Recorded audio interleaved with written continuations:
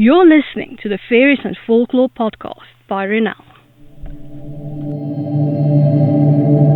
I'm dark fantasy author Ronel Janse van Vuuren. With nearly a decade of digging around in dusty folklore books, researching creatures of imagination that ignited my curiosity, I'm here to share the folklore in a nutshell and how I reimagined it for my writing in An Origin of the Fae. This is the Faeries and Folklore podcast. Hi, I'm your host, Ronel Janse van Vuuren. You can just call me Ronel. In today's episode, we're continuing our exploration of the Fae realm. This episode is brought to you by my book, Once, Tales, Myths and Legends of Faerie, available in ebook, paperback and audiobook. Go to ronelthemythmaker.com/my-books for more.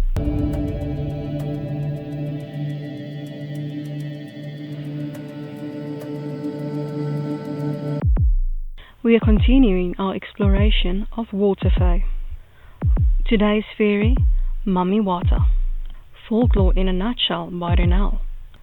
Mami Wata, or Vuuren, is a water spirit venerated in West, Central and Southern Africa, as well as all the places African slaves were sent to in the Atlantic Islands and Southern North America, known as the African diaspora.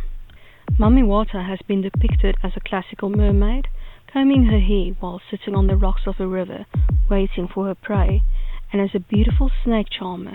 In either incarnation, she seeks one thing: devotion. She is usually seen with long, healthy hair, enviable with beauty, and a dark, appealing mysteriousness. She also appears to be the same ethnicity as the woman in the area she is in. She can even turn into a tornado, though that seems to be an aspect of another water spirit amalgamated, as so many others, under the umbrella of Mami Wata, which seems to be confirmed by one of her high priests in West Africa when he says that the Mami Wata tradition consists of a huge pantheon of deities and spirits, not just the often portrayed mermaid. Not that anyone outside the priesthood is supposed to know anything more. Mami Wata can grant her devotees wealth, wisdom, healing, divinatory powers, fame, and beauty. She can also just as easily take it away. She has been known to cause disease and natural disasters when displeased. Her followers dance in her honor, usually going into a trance state where they commune with her. They also leave her offerings of jewelry and sweet-smelling soaps at the many shrines devoted to her. More often than not, Mami Wata prefers to interact with her followers in a one-on-one situation, sometimes taking them to her underwater palace. This is especially true of her male devotees. She usually demands sexual fidelity from her male devotees in exchange for the riches they seek. Failure to comply results in ruin. The mirror, one of her symbols, is how she communicates with her followers. It also represents movement between the present and the future. Her devotees can see themselves not as they are, but as they will be in the future Mami Wata will create for them. The snake, another one of her symbols, represents both divinity and the art of divination. Mami Wata has a very special role: to protect the bodies of water. Many traditional groups will not go to the beach or fish on special days to honor her home. No matter what you think she looks like, she is a water goddess to be loved and feared in equal measure. And now for my interpretation of the Fae, in An Origin of the Fae, Mami Wata. She is the queen of the water fae. She can appear as a mermaid or a human.